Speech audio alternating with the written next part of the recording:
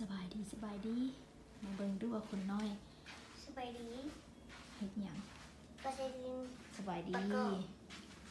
ฟาเซลินประกอบ ใส่ลินหยังอยู่ก่อน ประกอบ ประกอบหยัง ประกอบเลโก้ ประกอบของลินล่ะ โดย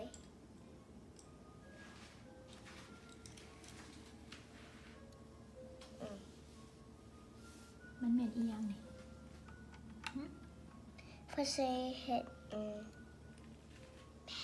church ภาษาลาวเนี่ย วัด ฟาเซเฮ็ดวัด แม่นเสมอวัด โดย อีหยังขึ้นมาสูงแท้ เฮ็ดสูง แม่นว่ะ โดย ฟ้าใส่เลิกโรงเรียนมาแล้วฟ้าใส่เฮ็ดหยังทำอีก ฟาเซล้างมือ ใส่ล้างมือก าฟาเซเอาคงกินอ้อ เอากลับของกินออก กาฟาเซเอาทงตีนอ้อ แล้วเป็นหยังทงตีนขึ้นนี่อยู่มื้อนี้อากาศหนาวบ่ น้อยเดียว หนาวน้อยเดียว โดย เฮ็ดฟ้าใส่เฮ็ดอีหยังในอยู่โรงเรียนมื้อนี้ ฟาเซเฮ็ด number one ภาษาลาวเนี่ย เฮ็ดตัวเลข ฟาเซเฮ็ดตัวเลข อืม วันพักภาษาลาวเนี่ย เพิ่นเรียนหนังสือ เพิ่งเรียนหนังสือกาฟาเซเฮ็ดอันนี้เล็กเอาปึ้มฟาเซภาษาเฮ็ดปึ้มบ่ ฟาเซเฮ็ดปึ้ม อ๋อฟ้าใสเอาอีหยังไปกินมื้อนี้อยู่โรงเรียน ศูนย์ ฟ้าใสเอาหยังไปกินอยู่โรงเรียน ฟาเซบ่ได้กิน แม่เฮ็ดหยังแม่เฮ็ดห โอ้ ยังให้ ฟาเซ กิน ไม่เอาฟาเซสปาเกตตี้ อือฮึกับอีหยังอีก กับไก่ชิคกี้นนักเก็ต กับจืนไก่ กับจุนไก่ อือฮึกินเบิดบ่ โดย ฟ้าใสกินข้าวน้ำไผ่มื้อนี้ Sammy and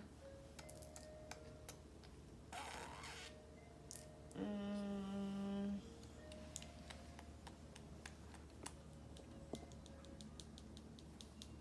บ่จื้อหมู่บ่จื้อซื้อหมู่อีก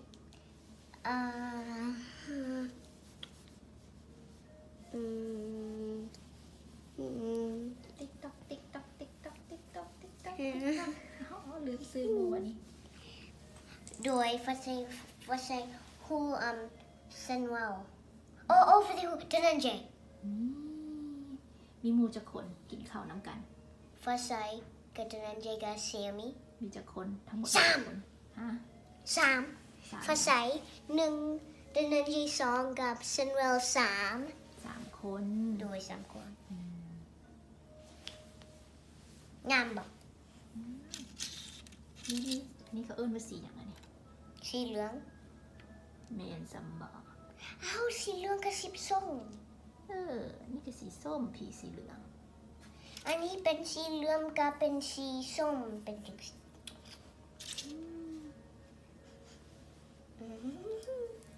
มาเบิ่งเงินประกอบฟ้าใสเบิ่งป้าเป็นอีหยังอยู่ในนี่ ประกอบหลาย โอ้โหแท้ มันหก เป็นอย่างจึงหก อะไรวะหู น้องอาศัยโรงเรียนแมนบ่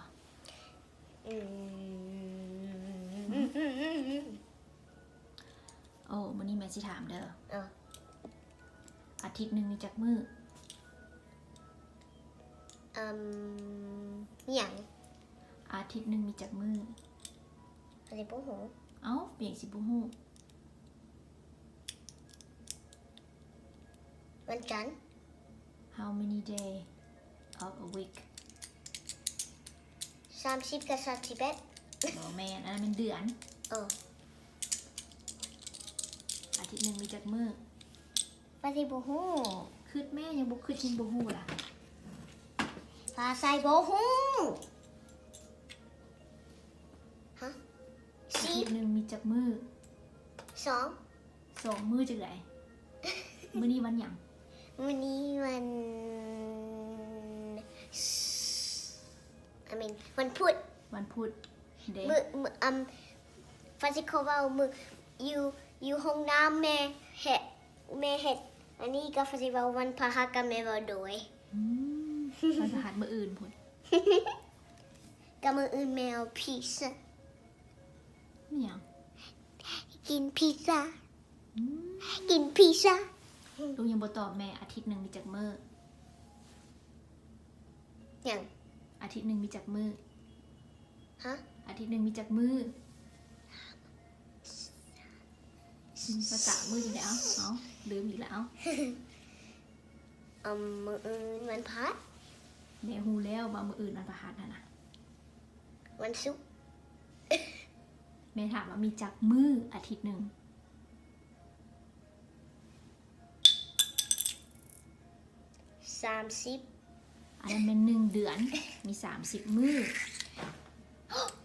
มืออื่นเว้า Happy birthday to you สิมาให้ไปเปิดเด็กจังได๋ How she know tomorrow's she's 5 months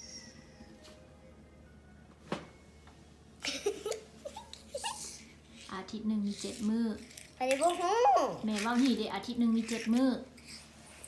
อืม เว้าแล้วแม่อาทิตย์หนึงมี7มื้อ อาทิตย์หนึงเป็นจักมือ อาทิตย์หนึงมี7มื้อ อาทิตย์หนึงมี7มื้อ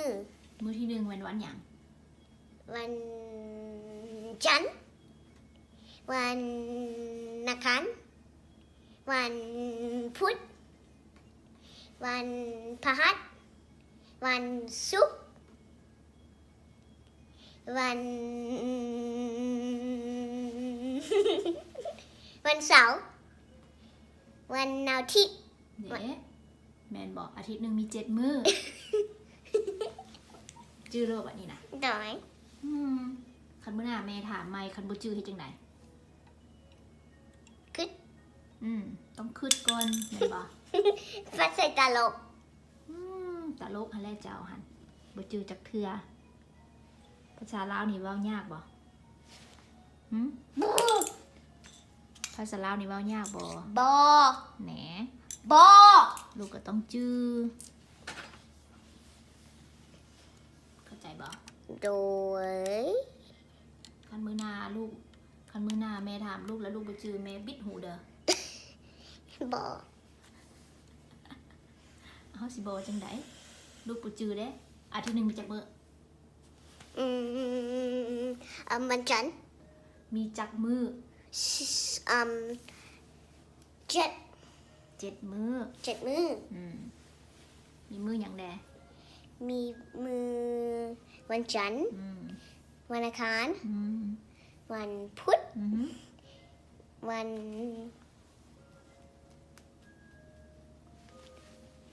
พฤหัส วันศุกร์กับวันเสาร์วันอาทิตย์ ถูกต้องตัวมือซุบเซยมันต้องจาก4ตัวอันนี้ถามบ่จื้อเทื่อมื้อวานนี่ไว้มื้อวานนี่ มือวานนี้วันพุธ มื้อนี้เด้ มือนี้วัน แม่นซะบ่ฮะมื้อนี้วันหยังมื้อนี้วันหยังเอา มือนี้วัน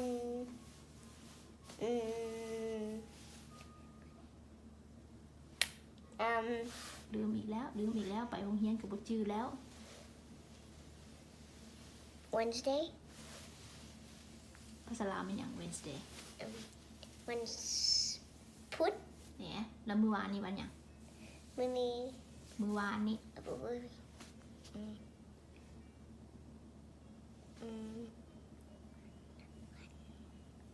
มื้อนี้วันพุธมื้อวานนี่วันหยัง วันอังคาร แหน ฟาสิขึ้นก่อน ด้วย ไปได้ มื้ออื่นนี่วันนี้ มืออื่นวันพฤหัส ถูกต้อง ถูก อ ต้อง ย่าลืมเด้อแล้วมื้อหน้าแม่สิถามใหม่เด้อแม่ไปเด้อบัดนี้เด้อ โดย บ๊ายบาย บาย ขอบใจ ขอบใจ สบายดี สบายดี